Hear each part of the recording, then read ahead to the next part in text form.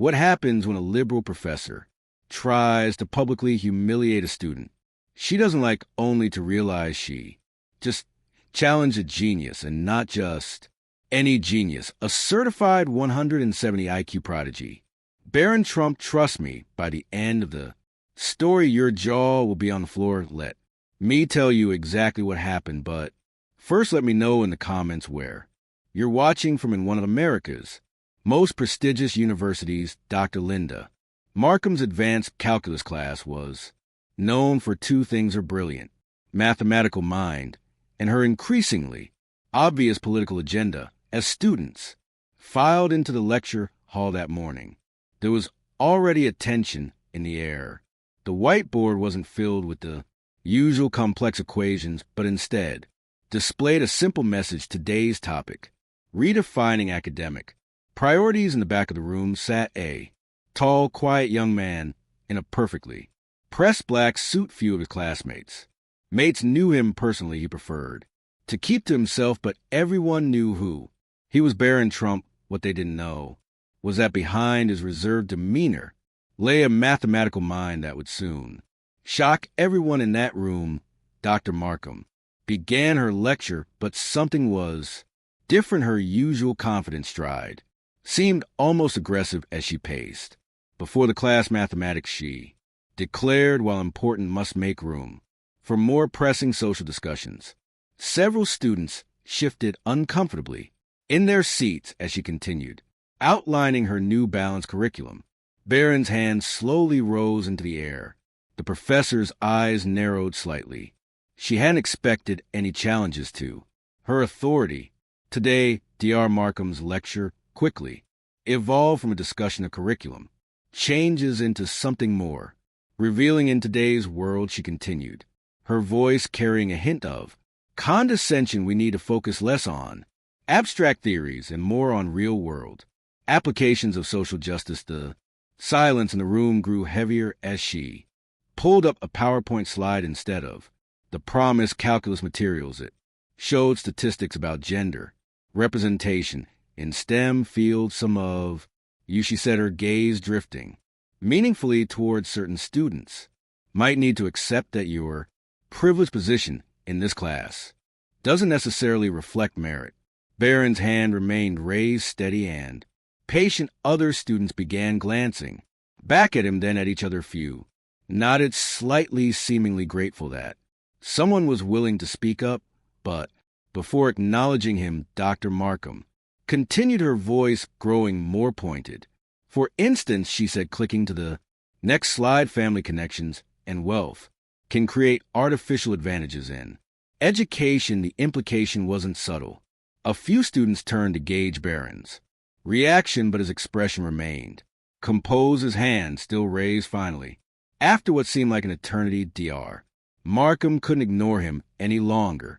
Yes, Mr. Trump, she said, her tone carrying a mixture of irritation and amusement. Do you have something to contribute to our discussion about privilege and education?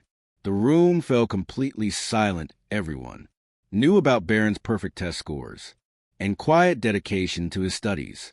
They'd seen him helping struggling classmates after hours in the library. But now, as he slowly lowered his hand and began to speak, nobody could have predicted what was about to unfold in that classroom. Barron's voice was measured and respectful as he spoke. Dr. Markham, I believe calculus is fundamental to understanding both theoretical and applied sciences. Many of us chose this advanced class specifically to deepen our mathematical knowledge. He paused briefly. Wouldn't reducing the core curriculum potentially disadvantage all students regardless of their background? Several students nodded in agreement, but Dr. Markham's expression hardened. Mr. Trump, she said, emphasizing his last name, perhaps you could benefit most from understanding how privilege shapes our educational system. After all, not everyone had private tutors in elite prep schools. What happened next surprised everyone. Instead of becoming defensive, Barron smiled gently. You're right about one thing, Professor. I have been fortunate in my education. That's precisely why I believe we have a responsibility to maintain high academic standards so everyone can reach their full potential. The professor's face flushed. This wasn't the reaction she'd expected. And you think you know better than your professor about maintaining academic standards? Her voice dripped with sarcasm. Tell me what makes you such an expert on mathematical education.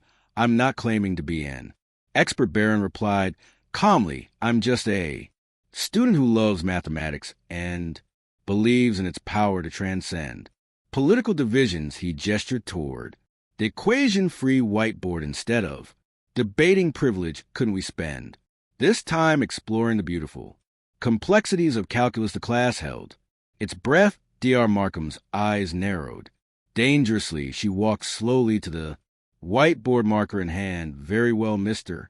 Trump, since you're so passionate about mathematics, let's put that passion to the test. She began writing on the board, her hand moving quickly, crafting something that made several students gasp as the equation took shape. Even the most confident students in the room felt their stomachs sink. This wasn't just any calculus problem. It was the kind of complex integration that even graduate students would struggle with. But what Dr. Markham didn't realize was that she had just opened a door that would change everything. The equation, Dr. Markham wrote, sprawled across the board, a multivariable calculus problem involving complex integration and series expansion. Since you're so concerned about maintaining standards, she said with a smirk, why don't you show us how it's done? Unless, of course, you prefer to discuss your privileged background instead. The challenge hung in the air. Several students shifted uncomfortably, recognizing this as a clear attempt at public humiliation. One student even muttered, that's graduate-level stuff. But Barron's expression remained unchanged, his composure unwavering. Of course, he said quietly, standing up, I'd be happy to try. As he walked toward the front of the room, Dr. Markham's smirk widened. She'd chosen this problem specifically because it required techniques she hadn't taught, yet techniques that went far beyond the scope of their current coursework. But something in Barron's calm demeanor made her smile falter slightly. He took the marker she offered, studying the equation with genuine interest rather than the fear she'd expected. A few students leaned forward in their seats, sensing that something unexpected was about to happen. Before I begin, Barron said, turning to face the class, I notice this problem has multiple possible approaches. Would you prefer I use the standard method, or would you be interested in seeing a more efficient solution I learned while studying lived in its original papers? Dr. Markham's expression froze. The casual reference to Leet's work caught her off guard. You've read Leet's original papers? She asked, unable to hide her surprise. Yes, Barron replied, simply in German. The translations don't quite capture the elegance of his methodology. He turned back to the board, marker poised. But perhaps we should let the mathematics speak for itself. The silence in the room deepened. Dr. Markham's challenge had just taken an unexpected turn, and as Barron began writing his first line of solution, no one, not even the professor, could predict what was about to unfold on that whiteboard. Students watched in stunned silence as Barron's hand moved across the whiteboard with practiced precision. Each step was clear, deliberate, and surprisingly elegant. But what truly caught everyone's attention wasn't just his solving of the problem, it was his running commentary. This first step, he explained calmly, uses a technique developed by Euler in 1755. His marker continued moving it, simplifies what appears complex into something more approachable. Dr's confident expression began to waver as she followed his work between steps.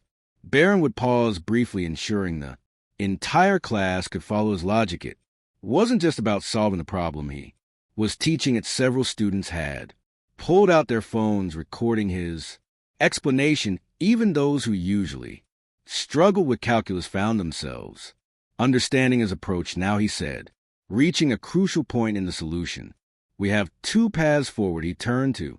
Dr. Markham, the traditional method would take another full board, but there's a more elegant approach using lives. Original insights, which would you prefer? To see. Professor Dr. Markham stood frozen her. Earlier smugness completely evaporated. The question wasn't just about mathematical preference, it was a gentle reminder of the depth of knowledge she had tried to dismiss. She opened her mouth to respond, but before she could speak, something unexpected happened. A hand shot up from the middle of the class. Could we see? Both asked. Sarah Chun, one of the quieter students. This is actually helping me understand the chapter we covered last week better. Barron smiled warmly at Sarah, then looked questioningly at Dr. Markham. The professor's response would reveal far more than just her mathematical preference. It would show whether she could recognize when a teaching moment transcended her personal biases. Just as Dr. Markham was about to respond, the classroom door barrade first opened. Dean Richardson, a known ally of Dr. Markham's political activism, and Linda, he announced, "We need you for an emergency faculty meeting about the new curriculum changes." The timing couldn't have been worse for Dr. Markham, or better, as she thought. "We'll have to continue this demonstration another time," she said, trying to regain control of the situation. But before she could step away, Barron spoke up. "Professor, you challenged me to solve this problem in front of everyone," he said, his voice carrying a quiet authority that made even the dean pause. Walking away now would teach an unfortunate lesson about academic integrity. The class erupted in murmurs. The dean's face reneged. "Young man, are you suggesting?" "I'm not suggesting anything, Sir." Barron interrupted politely but firmly. "I'm stating a fact." Dr. Markham issued a public challenge to prove a point about privilege and merit. I accepted. The only question is, will she honor her own challenge? The tension in the room was electric. Several students had pulled out their phones, sensing they were witnessing something historic. Dr. Markham looked trapped between her ally and her own actions, while the dean seemed unsure whether to assert his authority or back down. Then Barron did something unexpected. He handed the marker back to Dr. Markham, or perhaps he said with a slight smile, "You'd prefer to show us your solution first. After all, as you mentioned earlier, family connections shouldn't matter, only knowledge should, and surely as our professor you can solve this problem." You presented. The silence that followed was deafening. Dr. Markham stared at the marker in her hand, suddenly realizing she'd walked into a trap of her own making. The dean's presence no longer felt like a rescue. It was another witness to what was about to unfold. The atmosphere in the classroom was charged with tension as Dr. Markham gripped the marker, her knuckles turning white. The dean shifted uncomfortably, sensing this was no longer a simple classroom dispute. Students held their breath, phones still recording, knowing they were watching a defining moment unfold. Dr. Markham started, then stopped. Her hand trembled slightly as she looked at the complex equation she'd written. The same equation she'd chosen specifically to humiliate a student was now a sword hanging over her own head. Perhaps, Barron offered graciously, we could solve it together sometimes. Collaboration leads a better understanding. His tone held no mockery, no triumph, only a genuine offer to transform this moment of conflict into something constructive. But Dr. Markham's pride wouldn't let her accept the olive branch. "This is ridiculous," she snapped, throwing the marker down. "This entire display is nothing but a privileged student trying to undermine my authority." The dean, sensing disaster, tried to intervene. "Let's all take a step back." "No," Barron said firmly, picking up the marker. "Let's take a step forward." He turned to the board, and in a display of mathematical virtuosity that left the room speechless, completed both solutions, the traditional method and Liv's approach, in under 5 minutes. As he wrote the final line, the class erupted in spontaneous applause. Even the dean couldn't hide his amazement. But what happened next would reshape the entire dynamic of not just this class, but the entire department Dr. Markham's face had. Gone from red to pale her carefully. Constructed narrative crumbling before her eyes, but Barron wasn't finished, and his next words would prove that true. Leadership isn't about winning arguments, but about building bridges. Barron turned away from the board, facing both Dr. Markham and the dean. The beauty of mathematics, he said, is that it doesn't care about our politics, our backgrounds, or our biases. It only cares about truth. He gestured to his solutions. These equations tell us something important, not just about calculus, but about learning itself. When we let our preconceptions cloud our judgment, we miss opportunities to grow. The dean cleared his throat. Mr. Trump, while your mathematical abilities are impressive, you must understand that. What voice rang out from the back of the classroom? It was Michael Cheney, scholarship student who rarely spoke up. That we should learn less math because of someone's political agenda. Other students began standing up. I came here to learn calculus. Another called out, not to be lectured about my supposed privileges. Dr. Markham's carefully constructed classroom control was unraveling, but instead of letting her face further humiliation, Barron did something remarkable. Professor, he said, loud enough to quiet the growing dissent. Your mathematical knowledge is extensive. I've learned a lot from your technical lectures. Perhaps we could focus on that. I'd be happy to assist other students after class, combining your theoretical expertise with practical problem solving. The offer hung in the air, a chance for Dr. Markham to save face while actually improving the class. The dean watched intently, realizing this moment could either explode into a PR nightmare or transform into something surprisingly positive. Dr. Markham looked at Barron, then at her students, really looked at them. Perhaps for the first time, what she saw in their faces would force her to make a decision that would change everything. Dr.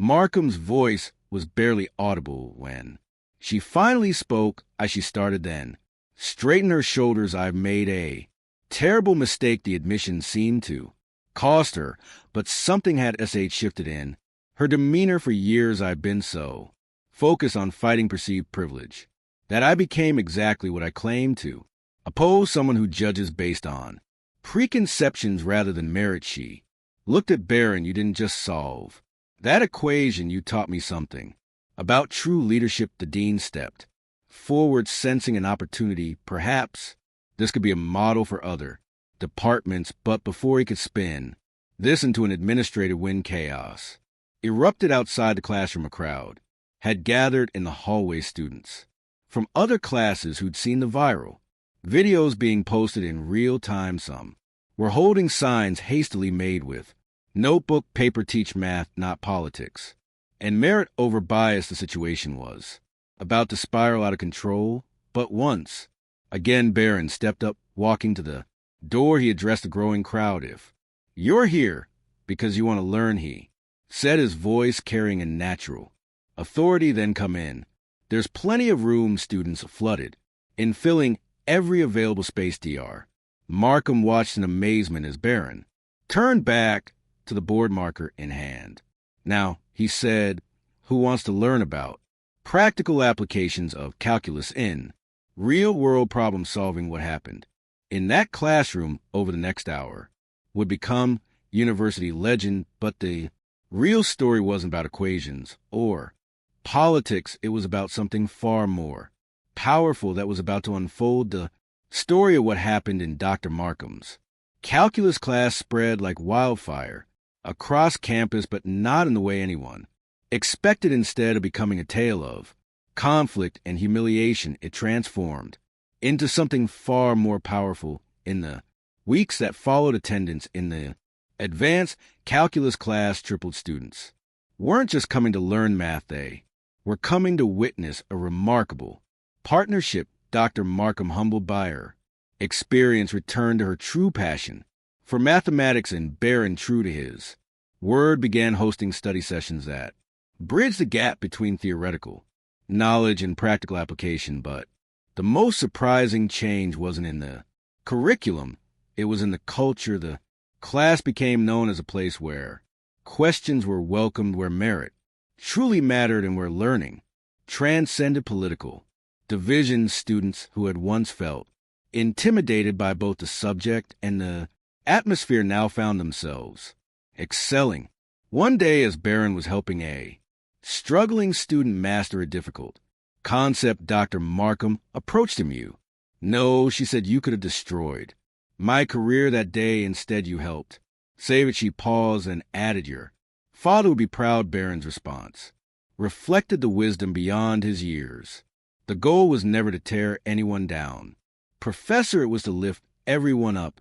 Today, that calculus class serves as a reminder that true education isn't about power struggles or political agendas.